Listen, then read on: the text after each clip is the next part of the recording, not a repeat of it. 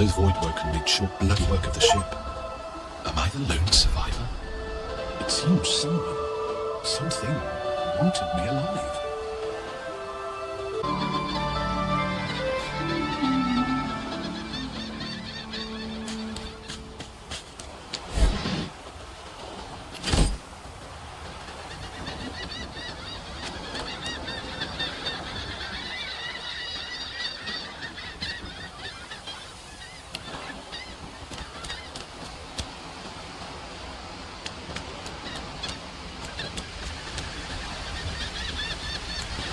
The child has a small mirror in his hands. He holds it up at angles, inspecting his eyes, his chin, the crown of his head. He spots you, and his arms snap to his sides.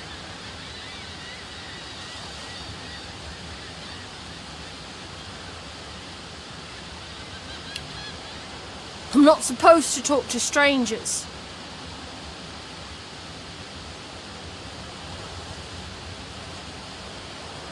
Why?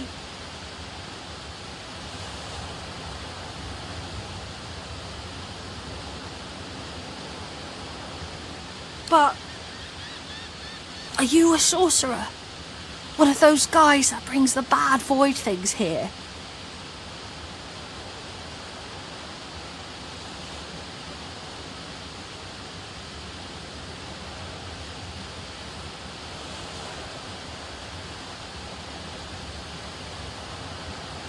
The child looks at you straight on, unafraid, searching your face.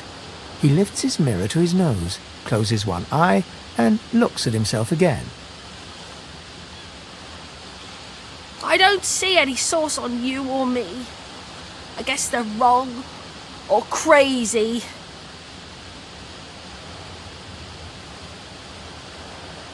No one cares where I go. They know I can't leave the island. It's nicer out here than inside anyway.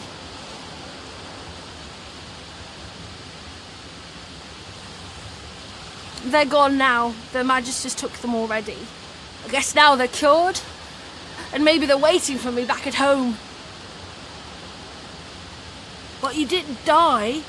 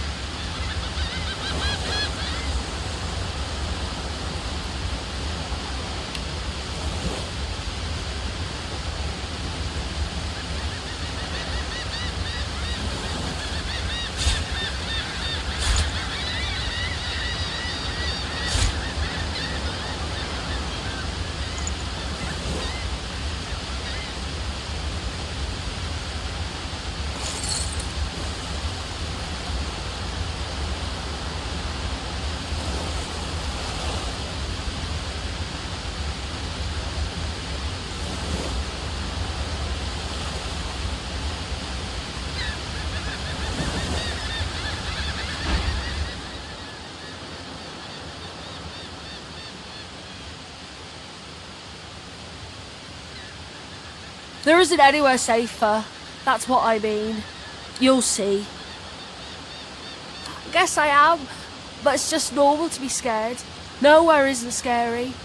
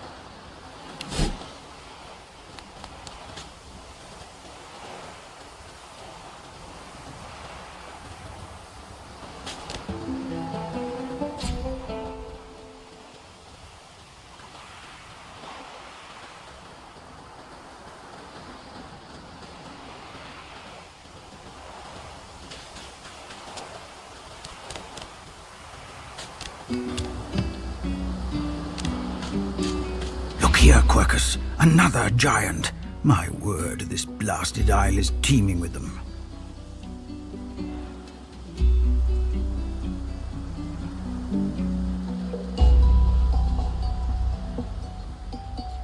Was that? Yes, I did see how it managed to survive an attack by the Great Acorn's servants. Impressive, just as you say. But that is no reason to trust it. Giants like that destroyed our forests. They are the very reason the Great Acorn is returning in all its wrath.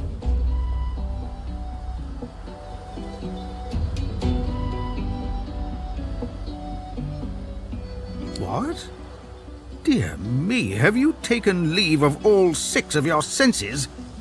You would have me use this giant for a shield? Why would I... Oh, but I see. You are a cunning devil, Quercus. Of course, if it escaped the Great Acorn's vile servants, it can do so again. We need only follow in its big, wide shadow and be safe.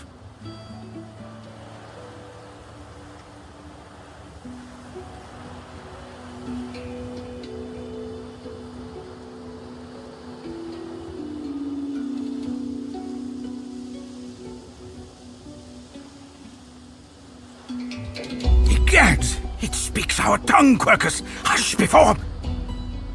What do you mean a good time for introductions? You know full well who I am, you silly old cat. The great Solora, grandest of the... Oh, introduce myself to the giant. I shall do no such thing. You give away your trust too easily, my dear steed. No, we will have the giant march. In time, we'll see whether it deserves our confidence.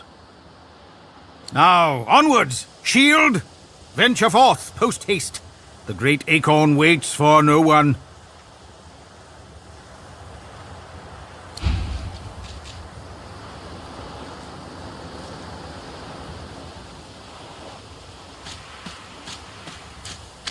Voidwoken. Those are the same beasts that sank our ship. Damn, they've made it to shore.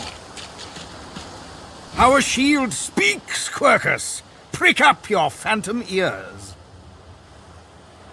Dear me, it has... Why, yes, I suppose answering them... Speak, shield! What are your queries? A giant body, but no giant brain, eh, Quercus? Surely even the tall folk know that Rivellon was bare before the Great Acorn fell from above and seeded the Earwood, covering this land in beautiful, perfect forests. Beautiful and perfect until the giant races, no offense, realized they could use it to build their houses and fuel their fires.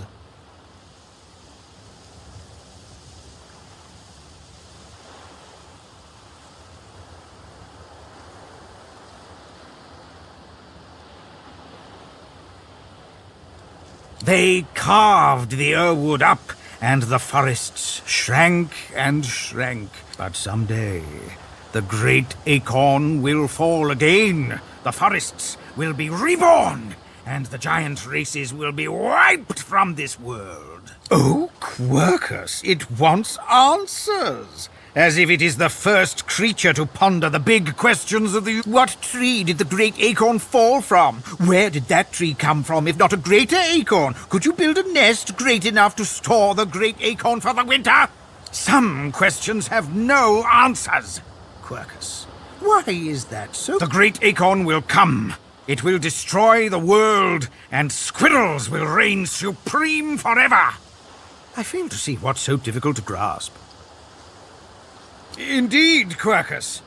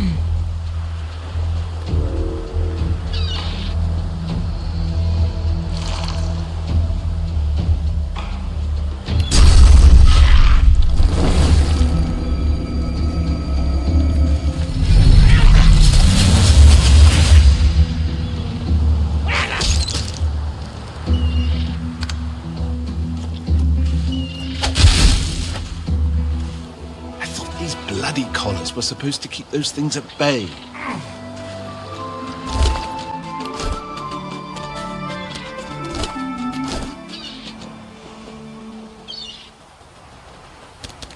Drowned and eaten by a void woken. I wonder in which order.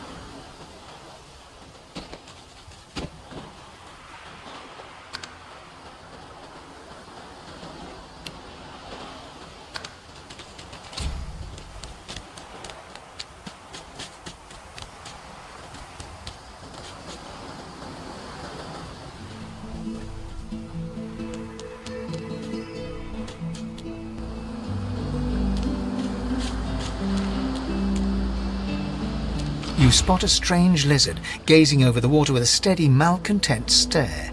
His skin is of a bright, blood-red colour. Could he be...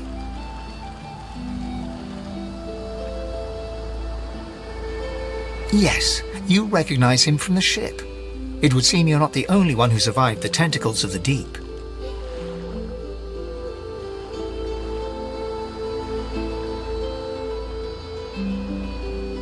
The lizard turns about with the graceful ease of a dancer, or a duelist. You lock eyes with his, two smouldering embers that sizzle your very soul. I did survive, yes. And chances are I wouldn't have, had you not returned to the aid of your fellow passengers down in that dreadful hole. You have my gratitude. Hand over heart, he salutes you with a bob of the head. More than a nod, though less than a bow.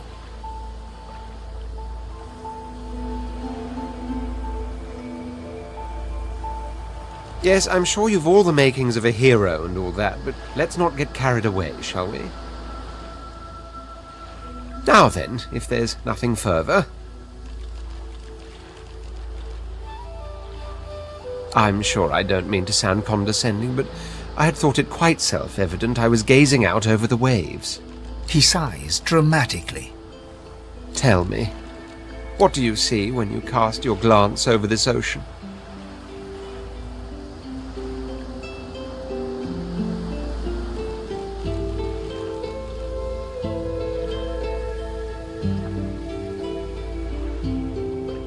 Memories. Quite so. He looks out over the water once more, and so do you. A few tranquil moments pass as the waves lap against your thoughts. As for myself, when I consider this vast expanse before us, I see an empire. I see continents dotted with mighty cities. And shimmering along the soft curve of the sea's horizon, I picture the palaces that formed my paradise. Lost.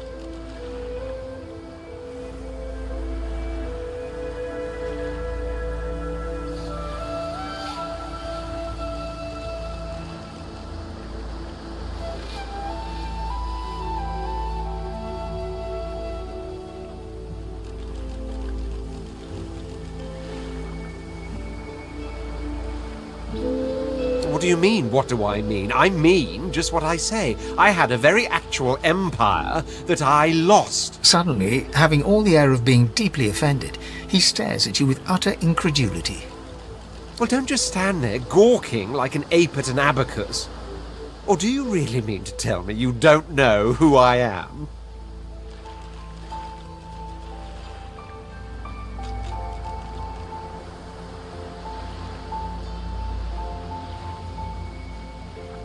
The very same.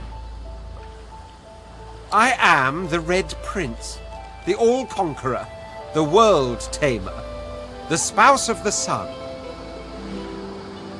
Of course you know me. There's a brief moment's pause. during which his grandiloquent pose deflates ever. That said, I suppose I must own up to the fact that I find myself rather in between all-conquering and world-taming opportunities. The grandeur that is my fate has hit a bit of a snag. But never you worry. For the throne I was destined, and my throne I shall have.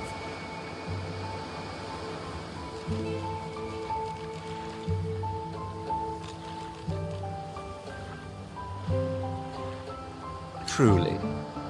A kind offer indeed. And you've already proven to be trustworthy enough. You came back for the others on that ship, after all. Fine, I accept. On one condition. For reasons I'll not disclose right now, it is imperative that I should meet with a dreamer, one of the mystics of my kind. I've reason to believe one of them may be present on this island. Promise me we'll look for him, and I'll extend you the blessing of my company. Jolly good. So, now that that's settled, first things first. Even if you are as versed in the art of eloquence as I am, that our swords will be doing a lot of the talking from here on out goes without saying.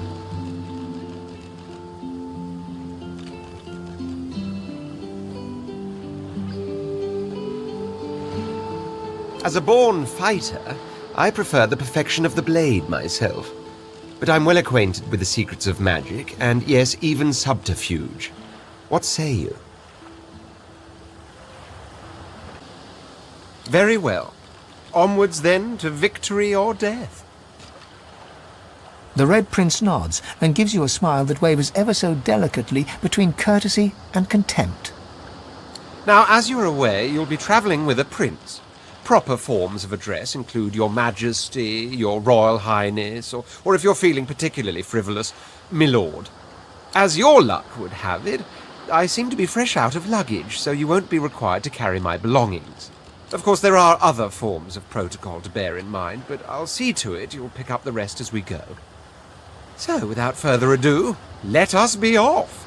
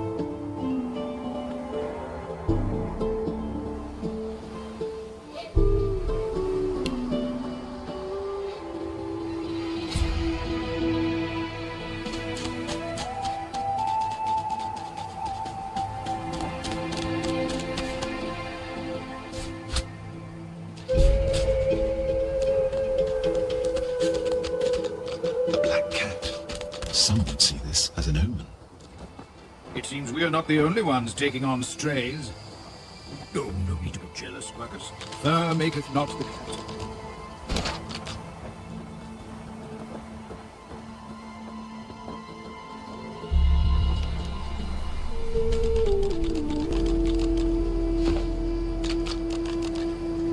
The cat's eyes are clouded and grey, but it stares at you with acute intensity.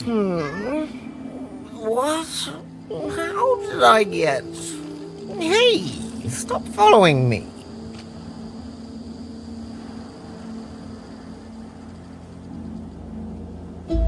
Me? I know who I am. At least I think I do. Sometimes it feels like...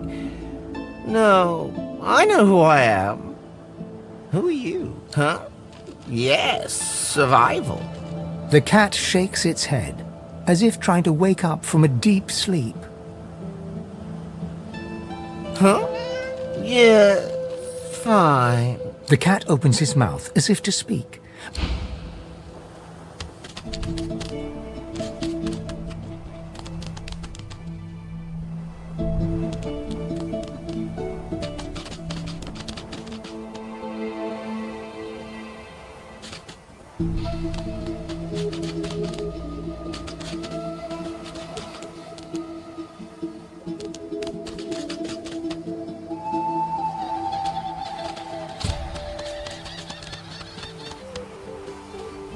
Where should I put this one?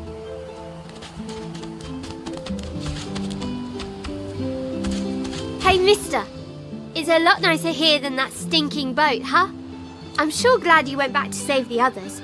Saw one of them wringing out their tunic at the shore a few hours ago. Say hi for me.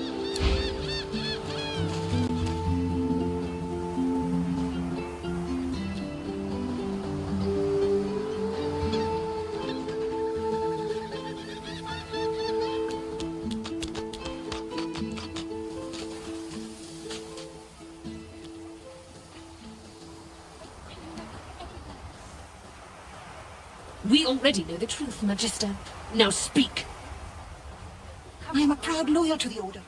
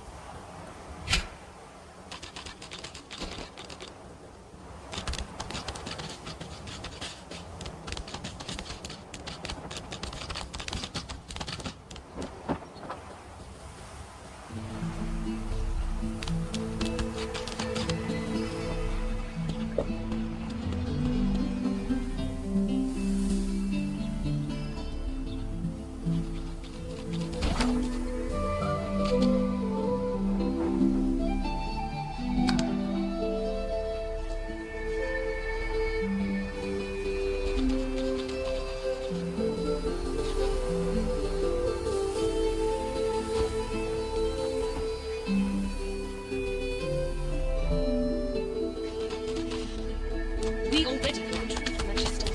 Now speak. I am a proud loyal to the Order. I would dream of subverting our cause.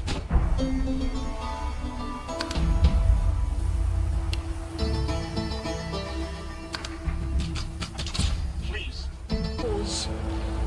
Atusa. Stay back, sorcerer, and stay silent. Our Godwoken speaks. We know you've been helping sorcerers escape, Atusa. We have proof. I'd sooner cut my tongue out than lie to you, Alexander. I know nothing of any escapees. If you can tell the Godwoken no more, your tongue is of no use. Cut it out. This can't be serious, Alexander. Come! You should know by now to obey your superior, Magister, whatever she may ask.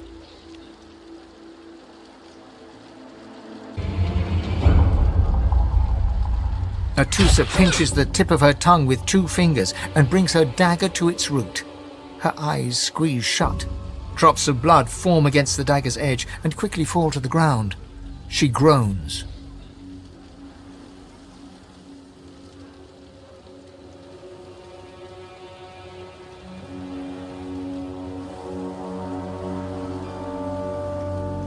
Stop!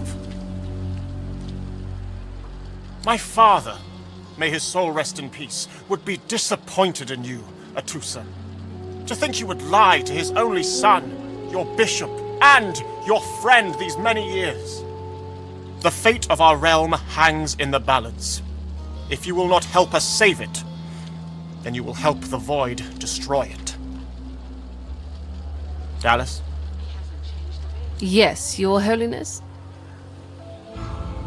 I believe we're done here.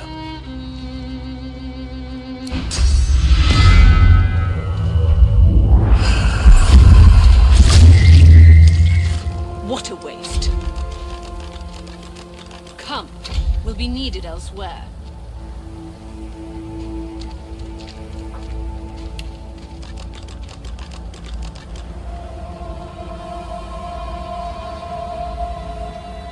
The lizard magister, or what's left of her, lies in a puddle of gore.